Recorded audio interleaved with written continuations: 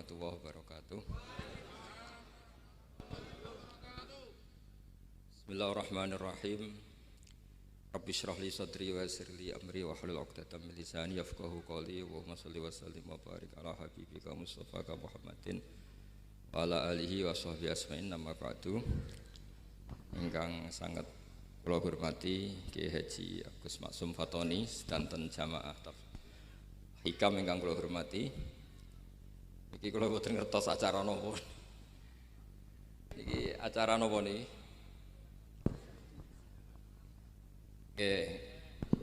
Nggih ngaos niki kula insyaallah ngaos 20 menit. Terus boten niki dirungokno tenan niki. Terus kula cerita kitab hikam niku dikarang oleh masyhure disebut Ibnu Athaillah As-Sakandari. Niku muridipun Abul Abbas Al-Mursi. Ya muridipun sinten Abul Abbas Al-Mursi.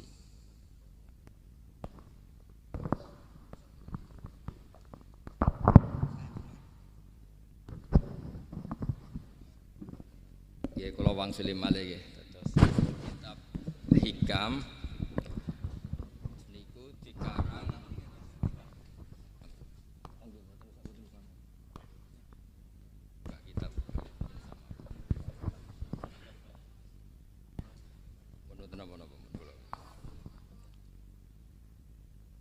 dados kula wangsuli malih nggih dados kitab hikam niku dikarang oleh Ibnu Athaillah napa As-Sakandari. Terus beliau adalah murid dari Abul Abbas Al-Mursi.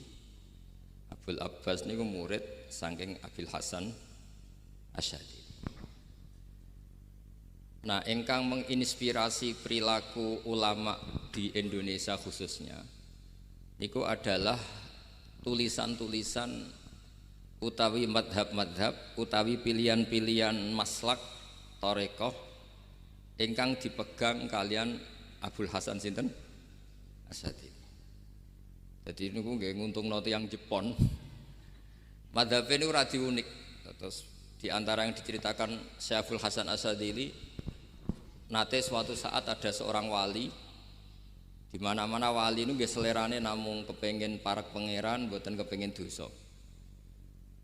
Singkat cerita si wali ini berdoa di multazam, tempat paling mustajab, ya Allah, takdirkan saya supaya saya tidak pernah dosa lagi. Jadi ndonga supaya ora iso dosa meneh. Niku jawabe pangeran, fa aina adau ghufrani. Wong iku nek ora dosa iku sifat ghafur ku ora nganggur. Kok Allah niku wis kadung di sifat ghafur, zat sing akeh napa ngapurane. Dadi umpama donya iku ora ana dosa iku sifat ghafurku terus piye?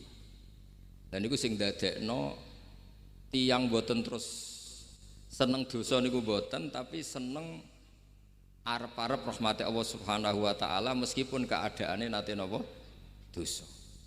Kemudian itu jadi madhab yang membedakan ahli sunnah dan tidak ahli sunnah.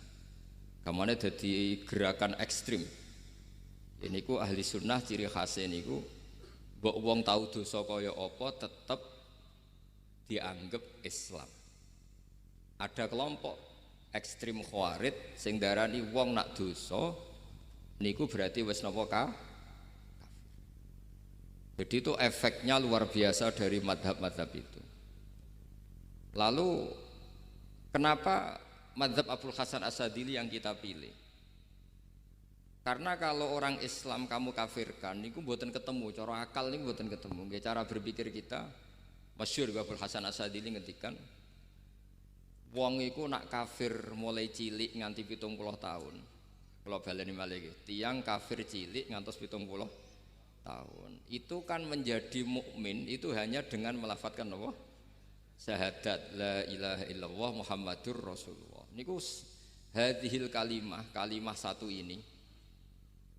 Kalimah syahadah niku saged ngilangi kekafiran 70 tahun.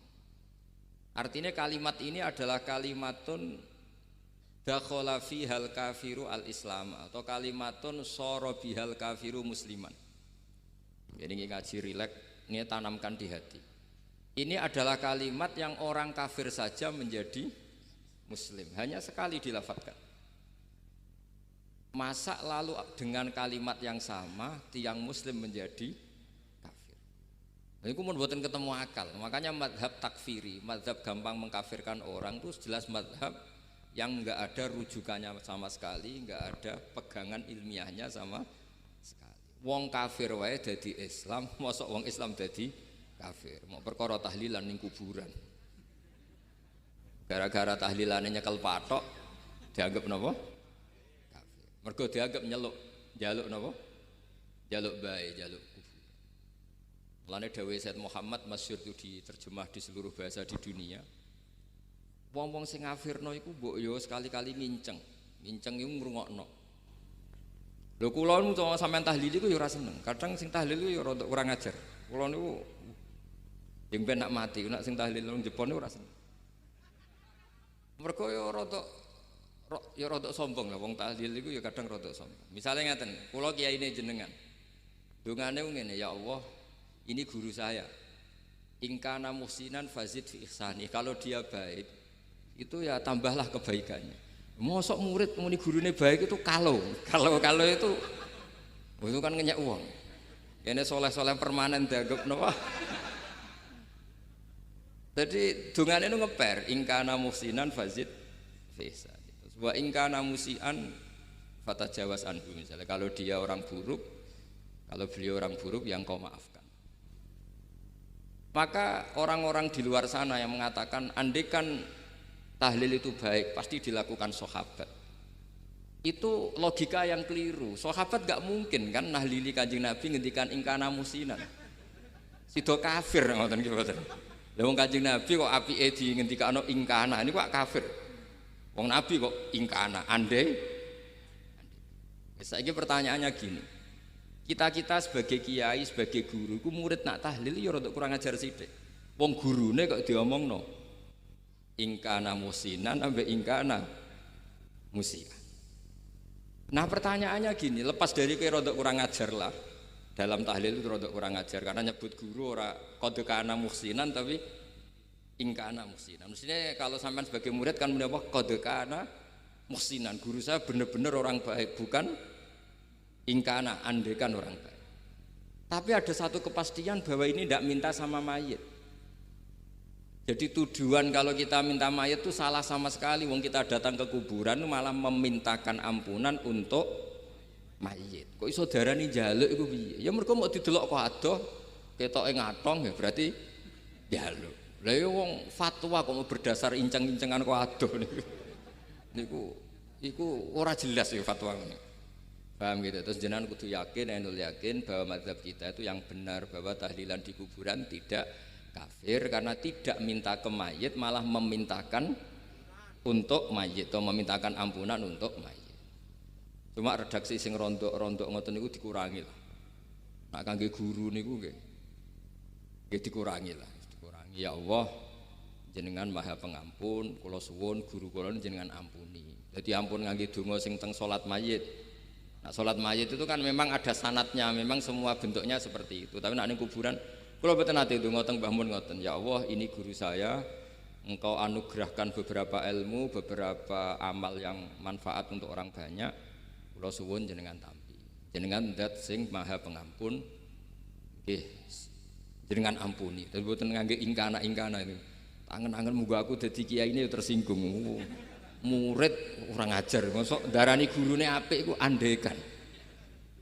Ya tapi berhubung ra paham ya alhamdulillah ya tahlil yang Wali Songo ya banter-banter nganggo mik.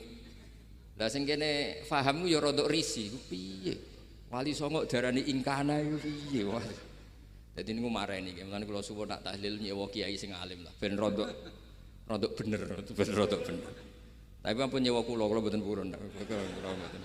Kula nu gadah pondok dadi mboten saya masyhur susah diundang orang kecuali yang ada hubungan guru, hubungan sarang. Karena beliau lama sekali ngajar di MGS, saya Ya Gus Maksum itu lama ngajar di MGS. Jadi saya itu hanya datang di orang-orang yang pernah khidmah di sarang, terus yang pernah keluarga sepuh. Saya datang ke Jakarta ke Pak Quraisy Shihab itu ya karena Pak Quraisy itu lama sekali bikin diskusi-diskusi tafsir. Akhirnya saya termasuk pengajar di pondok beliau. Jadi faktornya ya hanya karena itu, bukan yang lain. Terus kula suwun nggih, jenengan kedah yakin kalau faham takfiri yang memudahkan mengkafirkan orang lain itu faham yang salah. Karena itu bahaya. Terus bahaya kedua secara fikih. Secara fikih itu nanti repot. Kalau nanti di salah satu seminar itu sudah mau zuhur, ketemu satu narasumber yang gampang mengkafirkan orang. Itu separuh masjid, kebetulan mereka banyak yang bisa ngaji itu terus gak sholat zuhur. Gak sholat zuhur. Tanya sama mereka, lu kok tidak sholat duhur ini sudah masuk waktu? Kan sholat hanya wajib untuk orang muslim, kita akan kafir. Ya karena dikafirkan tadi kan, kalau kita akan dikafirkan. Akhirnya gak kafir, sholat. Efek dari mazhab itu panjang. Kalau betul faham mereka itu betul, berarti yang sudah kafir, orang kafir itu wajib sholat enggak? Enggak kan, itu malah panjang kan, karena terus menjadikan orang Islam tidak tidak sholat. Nanti ke masjid tidak boleh, orang kafir tidak boleh masuk masjid. Itu efek fikihnya panjang. Jadi kalau suwun mazhab Abil Hasan Asyadzili niku dipegang. Nah itu mazhab beliau itu implementasinya di teng kitab Hikam nih. Karena hikam itu putu murid yang paling bisa mengimplementasikan, menjelaskan cara pandang mazhab Abul Hasan Asyadzili sing dados thariqah Syadziliyah. Terus ketiga, itu cara pandang itu detail. Detail itu jelimet. Mesti sampean ora kepikiran. Misalnya begini. Ketika ada orang salah jenengan marah, itu sebenarnya karena salahnya apa karena hal yang lain? Normalnya orang itu berpikir karena salahnya, itu keliru cara Abul Hasan Asyadzili. Pasti kamu marah itu karena ada hal lain. Misalnya kayak pembantu, elek, keriting, mecahno gelas, mesti langsung gua ngamuk. Alasannya mecahno gelas. Tapi nek sing mecahno iku wong ayu, kowe iso ngamuk. Kowe iso ngamuk wong ayu. Mecahno gelas lah. Kok gelas lemari, rasa gelas. Sama. Kamu janjian sama orang, wongnya nyulayani janji, mesti mbok maki-maki. Katanya jam 10 kok udah datang gini-gini. Nah, tapi kalau yang terlambat itu wong sing ngutangi kowe iso ngamuk orang sing ngutangi kowe. Atau sing terlambat itu komandannya, atasan kamu. Atau kiainya. Artinya gini, ketika kamu marah atas nama terlambat itu sebetulnya karena terlambat atau karena hal lain. Nah, maksiat juga gitu. Cara pikirannya Abul Hasan Asyadzili, ketika kowe roh misalnya cawe itu maco naik apa lah ninja atau apa, mesti kowe darani wah luput suwuk. Tapi nak dikandani, niku putune jenengan. Mesti langsung ya Allah jenengan sepunten. Jadi sebenarnya kita kebencian sama orang lain tuh karena kebetulan tuh tidak keluarga kita. Coba kalau itu keluarga kita, pasti kita mikir ulang. Kowe gedeng wong ra salat, mesti sebabnya dua. Satu tidak sholat, dua kebetulan itu tidak anak kamu. Kalau itu anak kamu pasti istighfar berhari-hari untuk dimaafkan Allah, bukan maksud no. Tapi kalau orang lain kue, pertanyaannya sebetulnya kamu benci itu karena tidak sholatnya apa karena plus dia tidak anak kamu? Nah itu pikirannya Abul Hasan Kue ngamuk itu gelas pecah itu perkara itu pecah gelas apa plus yang mecahno elek. Nah itu pecundang kita, itu cara pikiran Abul Hasan. Kita ini pecundang itu enggak fair. Napa? Betul fair. Nah itu terus beliau diantaranya punya cerita Nabi Ibrahim itu pernah diangkat ke Allah di alam malakut. Di alam malakut kemudian ini ada di kitab Hikam juz 2 halaman 4 yang di bab ini yang saya baca. Ini cerita terakhir nih, bantu pun. Sampai tak ngaji suwi-suwi ra mesti paham, aduk sediluk. Nak sediluk kan dia alasan, kenapa ora paham? Salah Gus Pak mulangi sediluk. Lah anak suwi sampean ra paham malah ribet kan? Diulang suwi ra paham goblok tenan berarti kan gitu. Nah ini untuk menjaga harkat dan martabat niku ngajine sediluk mawon dan takoki malaikat. Kenapa ora paham? Saleh Gus Bak ngajine sediluk. Jadi duwe napa? Alibi lah gak ada napa? Pembelaan. Nabi Ibrahim itu diangkat di alam malakut. Karena beliau seorang nabi melihat orang maksiat ditanya sama Allah, ya Allah, itu orang-orang maksiat itu makan dari rizkimu, menempati bumimu dan semua fasilitas yang kau bikin. Lalu menurut kamu gimana Ibrahim? Ya bunuh saja, matikan saja. Sama Allah dituruti. Melihat lagi ada maksiat yang berbeda, selalu Nabi Ibrahim usul itu dimatikan. Jadi Ibrahim pernah jadi garis keras lah kira-kira, keras sekali. Lalu suatu saat Nabi Ibrahim itu disuruh nyembelih Ismail. Disuruh nyembelih apa? Ismail. Baru disuruh nyembelih Ismail, Nabi Ibrahim tanya, loh ini anak saya ya Allah, ini samratu fuadi, ini buah hati saya, kenapa engkau nyuruh menyembelih? Sejarah ngetikane pangeran, apa kamu tidak ingat ketika tak angkat di alam malakut beberapa hambaku kamu usul supaya tak bunuh? Cara Jawane, cara Jepone kowe ora rasane dadi aku. Aku iku pangeran sing gawe aku enak kowe usul-usul kon mateni jare. Saiki gentenan, saiki anakmu sembelih. Rumangsamu udah di pangeran gak sayang mbek kawula. Kowe tak dadekno nabi ku kon dakwah ora kon mateni. Nabi Ibrahim nangis. Nah inilah perbandingan bagi kita. Sebenarnya saat kita benci maksiat, itu sebetulnya di hati kita itu tidak hanya maksiat. Kita ada dak fairnya. Plus itu dak orang yang terkait dengan kita. Jika misalnya mau wangkel, misalnya penyanyi sing piye mau wangkel. Suatu saat penyanyi ku WA kuwe, "Mas aku ya gelem dadi bojomu, ilang mangkelmu." Kan? Jadi pecundang, kita ini sebetulnya pecundang. Nah, syukur-syukur memang makom kamu sudah tinggi. Memang benar-benar benci karena maksiat. Paribasane wayu gelem mbok rabi tetap mangkel. Tapi saya tidak yakin. Soleh-soleh seperti ini imannya sampai seperti itu tidak yakin. Dan saya kalau yakin begitu berarti keyakinan salah itu salah dan bodoh itu karena itu enggak terbukti. Makanya ini kitab baru kalian kitab hikam karena ini acara ngaji hikam kula waos sedikit mawon kula waos ini jawabannya Nabi Ibrahim ketika disuruh nyembelih Ismail teng halaman 4 juz 2.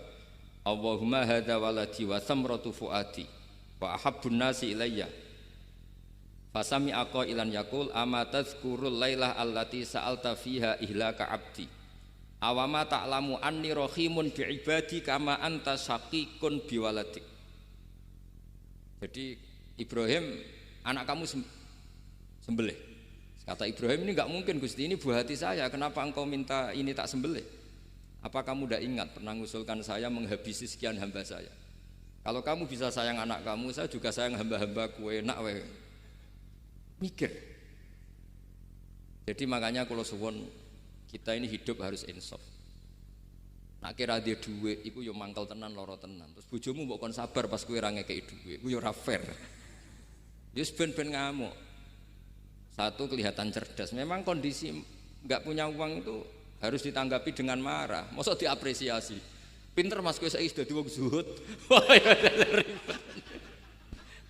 Wah ya ribet kan. Wes jos mas sampean saiki ra duwe dhuwit, sampean dadi wong zuhud, wong waro. Tapi do mati bareng saiki. Jadi sebetulnya Allah bikin emosi itu andikan boleh dibahasakan wis dipikir.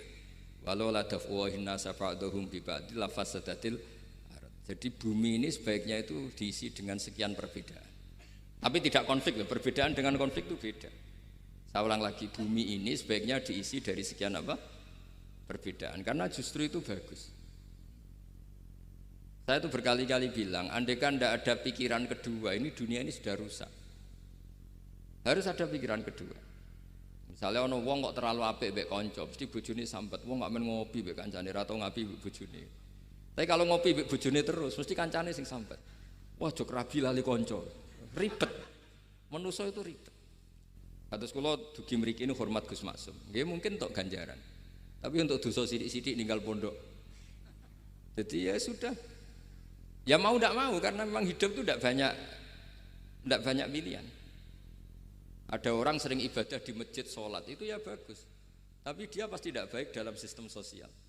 Umpama wong soleh kabeh ning masjid itu donya akeh sing mati. Karena tidak ada tim SAR paling murah. Loh iya kan, wong kecelakaan itu penolong pertama itu orang yang di masjid apa sing tukang ning dalan-dalan. Artinya sing ning masjid iktikaf mesti ra duwe ganjaran nulung wong kecelakaan. Artinya ada kebaikan yang pasti nggak bisa dilakukan orang yang sedang di masjid. Andai kan yang di jalan tuh orang-orang soleh itu wah dunya sebaldatun thayyibatu wa rabbun ghafur. Loh ya betul, Nabi pernah ditanya sahabat, ya Rasulullah kita ini senengane ngegeng di jalan. Ya kata Nabi ya sudah nggak apa-apa, asal a'tut thoriq haqqaha, ya kamu memberi haknya jalan. Apa itu? Amar ma'ruf nahi mungkar. Maksudnya nahi mungkar gini. Misalnya di bus itu ada orang soleh mayoritas, itu sing nyopet ya wedi mergo mesti ditabuki wong akeh. Kalau yang di perapatan wong soleh kabeh sing beda itu ya isin. Mergo sing perapatan wong soleh kabeh. Nah, masalah iki ra soleh kabeh, kemari ribet kan gak soleh kabeh. Jadi sebetulnya Indonesia itu aman kalau yang di jalan tuh soleh semua karena perempuan lewat gak diganggu, ada copet gak berani, semuanya aman. Maka di Islam itu menyebut kebaikan itu jumlahnya banyak sekali. Tidak bisa kamu wah hebat-hebatnya wong sing ning masjid terus, tidak bisa seperti itu. Andai kan semua orang di masjid, nah ono kecelakaan pertama yang nolong siapa? Nah ono wong goleki alamat tuh takok sapa wong kabeh ning jero masjid. Ribet kan? Nah, makanya ini Quran bikin aturan wala taq'udu bikulli siratin tu'iduna wa tasudduna an sabilillah. Yang enggak boleh itu duduk di jalan sambil mengganggu atau mengancam hal-hal yang baik. Tapi kalau duduk di jalan justru membantu hal-hal yang baik, maka ini disyariatkan oleh Islam. Jadi ini kita harus mulai mikir ya. Jadi walhasil ngendikane kitab Hikam, bayangkan yang maksiat itu anak kamu, istri kamu. Pilihan kamu itu memaafkan dan minta dimaafkan oleh Allah. Tapi ketika orang lain kamu minta supaya dilaknati Allah, ini tidak fair. Jika kita diajari guru-guru kalau minta ampun ighfirli wali walidayya wali jami'il muslimina wal muslimat. Masih dikata wali jami'il muslimina wal muslimat wal mu'minina wal mu'minat. Itu filosofi yang luar biasa, kata jami' semuanya ya Allah engkau maafkan. Bukan keluarga saya tok, siapapun yang berkontribusi terhadap Islam ini engkau maafkan. Begitu juga di muqaddimah khutbah kula suwun harus ditradisikan wala alihi wa sahbihi ajmain. Kata ajmain ini kata pembeda. Mungkin orang baca hanya rutin, tapi kita yang nekuni ilmu, ajmain ini kata kunci. Fa inna ahlas syiah akramu sahabiyan wa ahanu sahabiyan akhir. Jadi tradisi madhab syiah itu apa? Ada sahabat yang begitu dimulia-muliakan berlebihan kayak Sayyidina Ali, dan ada yang dihinakan kayak Abu Bakar dan Umar. Lalu pembedanya dengan ahli sunnah apa? Kita menghormati sahabat wa sahbihi ajmain. Jadi hadhil kalimah kalimatun fariqah. Ini kalimah pembeda. Jadi ajmain buatan kalimah rutin terus ono jimati ono kasiate ini buatan. Kita maklumatkan ke seluruh dunia bahwa mazhab ahli sunnah ditandai dengan wa ala alihi wa sahbihi ajmain. Mengenai dawuh Mbah Hasyim wa nukrimu ahlal bait wa nukrimu jami'a ashabi Rasulillah sallallahu alaihi wasallam. Jadi wa nukrimu jami'a ashabi Rasulillah sallallahu alaihi wasallam. Ciri utama mazhab ahli sunnah apa? Menghormati keluarganya Nabi dan menghormati seluruh, ada kalimat apa? Seluruh sahabat. Jadi kata ajma'in itu kalimatun fariqah atau kalimatul fasl, kalimat yang membedakan mana madhab syiah dan madhab ahli sunnah apa?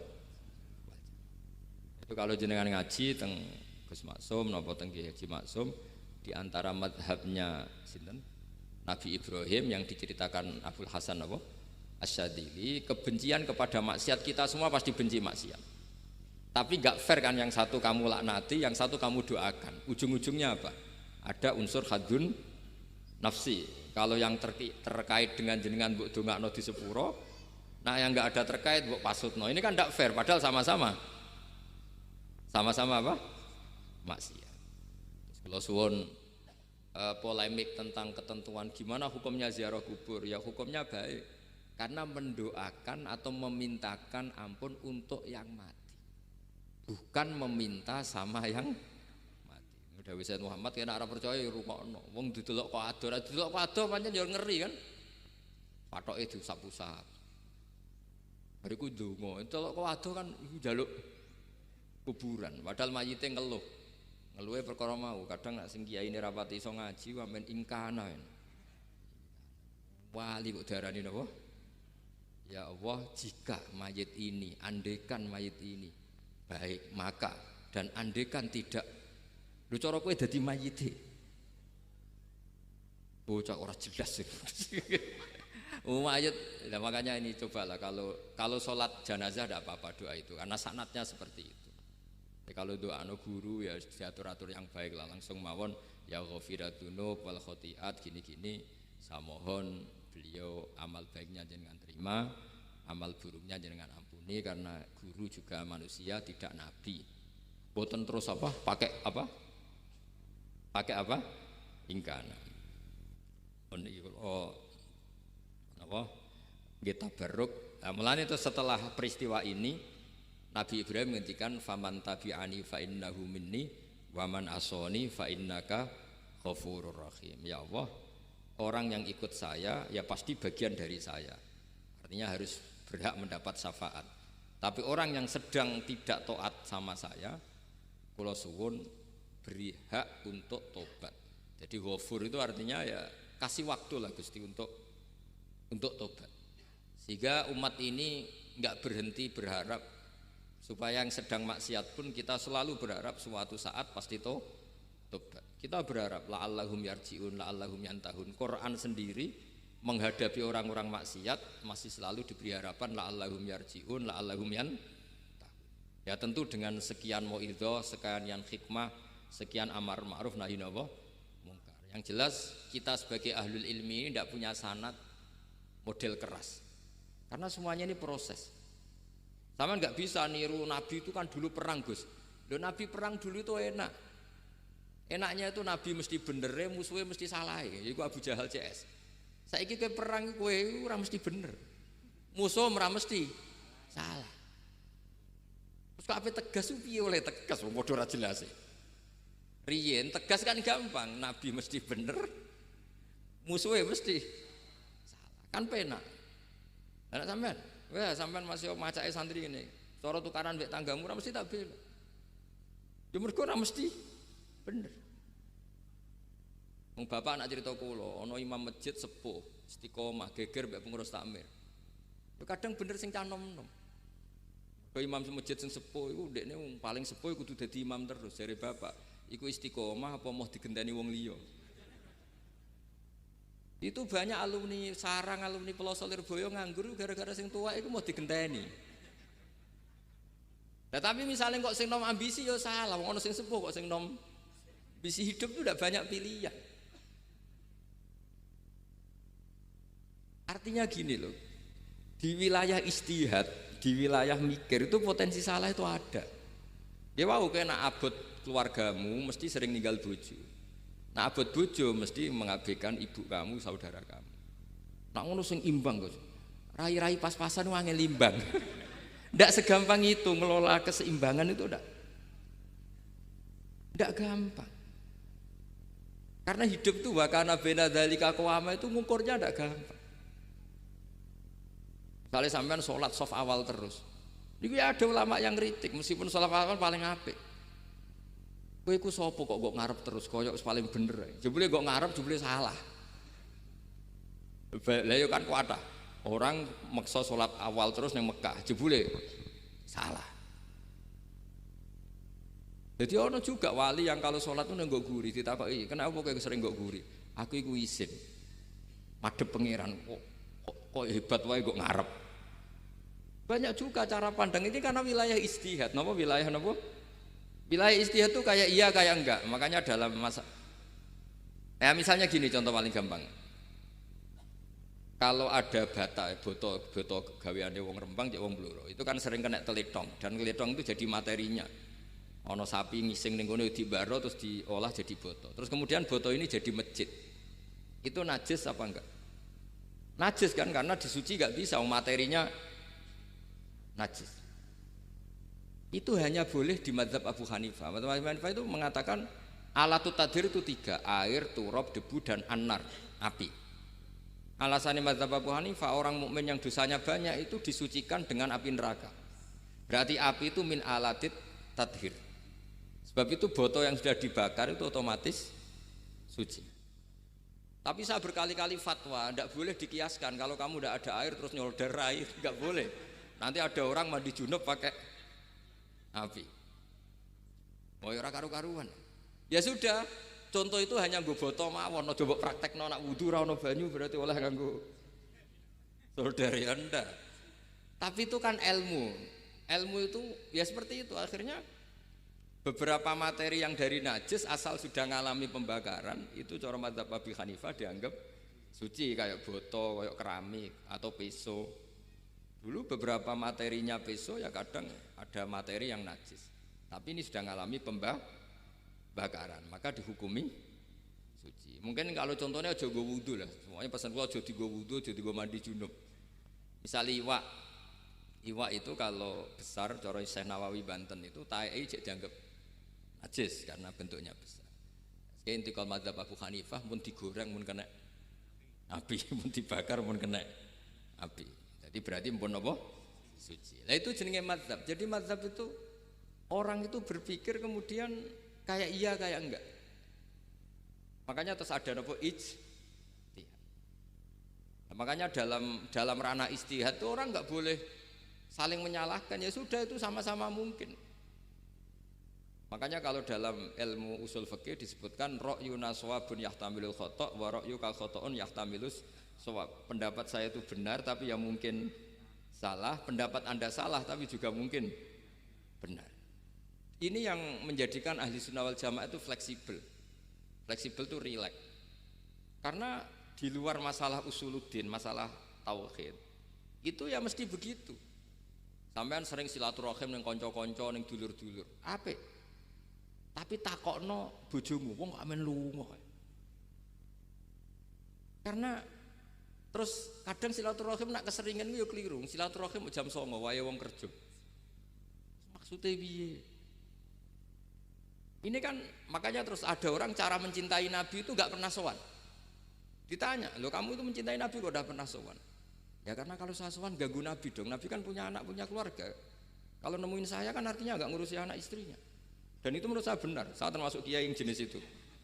Makanya kalau kamu sering sowan saya itu tidak tak biji bagus, itu tidak bagus. Itu pasti gagu. Tapi misalnya seneng kok rasuan ya lucu, wong seneng kok ora tau sowan. Sampean milih ndi coba? Ini kan lucu kan? Lho sowan tuh mesti gagu apa enggak? Ya. Tapi seneng kok ora tau sowan ya lucu kan? Nah itu ijtihad, maksudnya ijtihad itu ya ada sahabat yang senang Nabi itu gak pernah sowan. Ya hanya datang ke masjidnya ikut jamaah, tapi gak pernah sowan. Ada lagi sahabat yang kalau disuruh coba wajahnya Nabi itu kayak apa, saya gak pernah melihat. Padahal bertahun-tahun jadi sahabat. Karena ijlalan lahu, saya sangat menghormati beliau sehingga saya merasa gak berani melihat wajah. Ini banyak juga sahabat yang detail mensifati beliau, sampai hajibnya tahu, syaribnya tahu, semuanya tahu. Saking mencintainya, aku nak roh Nabi seneng delok. Sama-sama seneng, tapi cara mengimplementasikan, nah itu wilayah-wilayah napa? Jadi kalau suwun terbiasalah dengan beda pendapat, dengan biasa mawon. Dan itu kita dilatih. Makanya wonten makalah masyhur ikhtilaful a'immah napa? Rahmah. Atau sebagian disebut ikhtilafu ummati rahmah. Umatku yang berbeda-beda. Beda itu bukan konflik loh ya. Beda pandang, beda sudut materi atau metode atau maslak niku semuanya asal ikhlas dan berbasis ilmu niku kabeh napa rahmah. Yes, ngoten mawon menami lami. Assalamualaikum warahmatullahi wabarakatuh.